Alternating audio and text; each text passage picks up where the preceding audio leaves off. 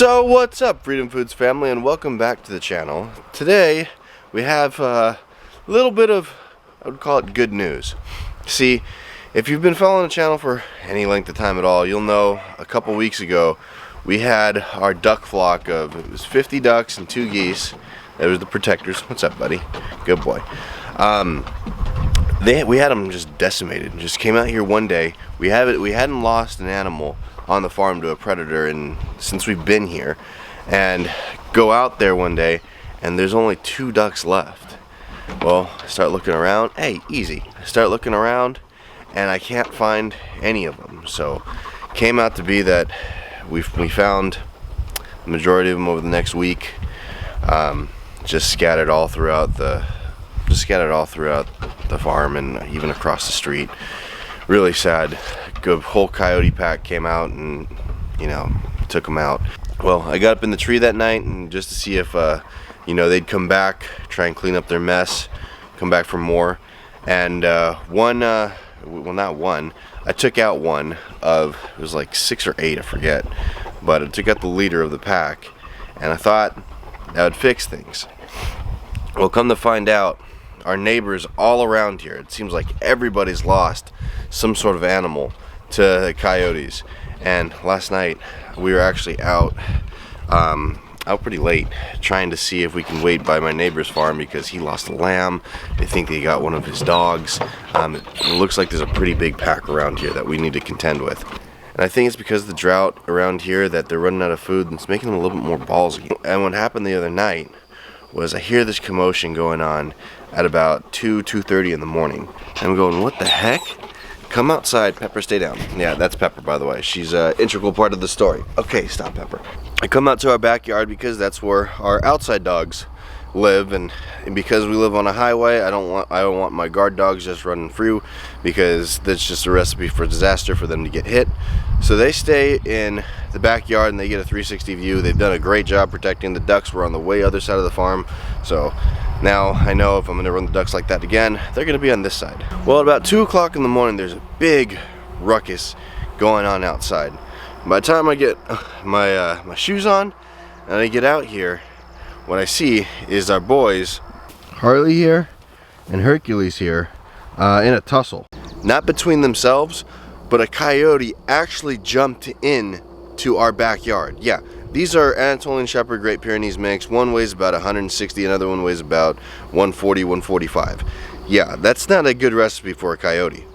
Harley here has actually already killed a coyote this winter that was after one of the stray kind of cats that come around the farm.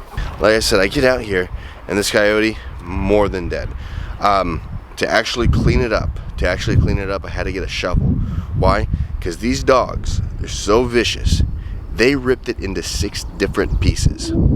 Yeah. With people that we know, they're the sweetest dogs. They're really, really friendly. You can call them, jump up. They'll try and come inside and rub up on me. They think that they're lap dogs, but you know, they're not. But to see what they did to that coyote, oh my gosh. That was kind of scared me of them a little bit because 6 different pieces in a matter of, it's not like I took 5 minutes to get out here. I was out here 30 seconds, a minute, and the thing's just destroyed. It kind of scared me for a second because both of them were covered in blood and I didn't know whose blood it was, and they were still pretty riled up. And after seeing that, you know, after they did what they did to the coyote, boys got into a little bit of fight, and that's when I think that they kind of scraped themselves up a little bit because they were just so riled up, so amped up that they just started going at each other. I think they're kind of joke saying, hey, they're fighting about it, saying, who? I killed it. No, I killed it. I killed it. I killed it. No, I killed it. So they both killed it. They both ripped it to shreds. But otherwise, for a few marks that they gave to each other, they're fine. They're perfectly fine. I mean, they did a great job. I know it's in their nature to go after coyotes, to go after wolves.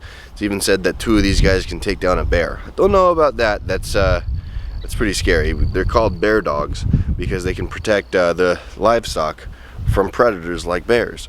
And I was trying to figure out why it would come in here in the first place, and the only thing that I can think of is that I was after Pepper, our smaller dog.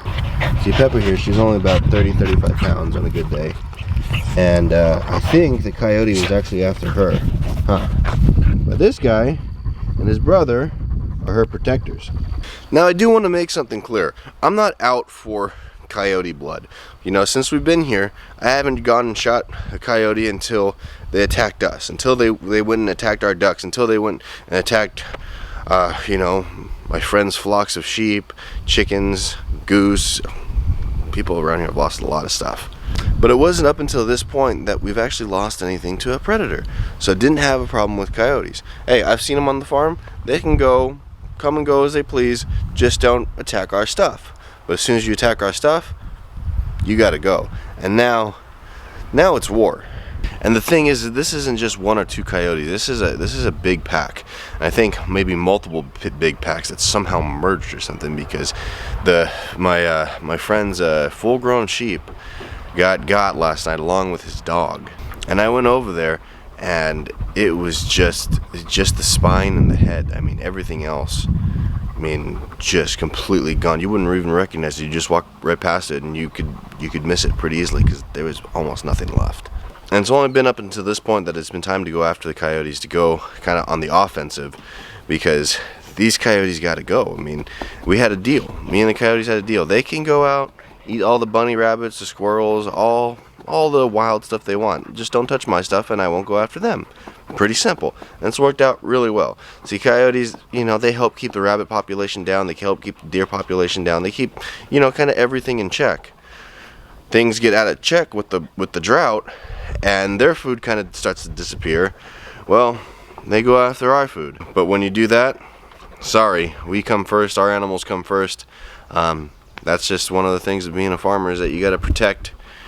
You got to protect your animals, and that's what we plan on doing. So we've been going out probably the next few nights, trying to see either here or over to my friend's place, and because it's the same pack that's just all around here, and you can hear them, and there's a lot of them. So hopefully we can thin it. Hopefully what we can do is just take a couple out and just have them move along, and leave us alone here, because it's getting to the point where it's just too much. But here, now we got these monsters. Huh, buddy? You okay? Huh? Good boy. You did a good job. You did a good job. Now we have these monsters here protecting and fighting for our farm. You know what? It'll be alright. It's not like we have much else left to lose. The longhorns, a coyote pack won't go after them because they'll get shish kebab. It's very plausible that you can see a longhorn with 4 or 5 coyotes on his or her horns, because you don't mess with longhorns. You just don't do it. That's why they grew the longhorns, is because there used to be something around here in Texas called the Lobo wolf. No more Lobo wolf. Why? 2 parts. Longhorns would just come and kill them. They'd go after them and just kill them. And then there's you know ranchers and stuff. They'd go after the livestock, and they just got kind of hunted out. And which is sad, because this is their home, but you gotta just kind of find a balance to where, okay, you keep the good coyotes around, or in the old case, the good wolves around, not just indiscriminately kill them. If they do something, then time to go after them, and then when they stop doing something, then it's time to back off. Just everything right now, because the drought is out of balance. So there's too many coyotes for the amount of food around. Well, we got to thin the coyote packs down a little bit to where there's just that balance, to where they're not coming after our stuff. But the boys, they've been invaluable. Harley and Hercules, they did a great job. I mean, beyond great job, because they did what they were supposed to do, and that's protect the farm. Huh, dude? So you got a little bit scuffed up. That was from his brother. Because like I said, they got a little bit riled up afterwards, and they're trying to decide who the kill goes to. So I don't know. That's for them to decide. I know Harley's got one, and we'll give them each. We'll treat it like a sack, to where each of them get half of one. And hopefully that sends a message to the rest of the coyotes of not to mess with us here, and we can live in peace.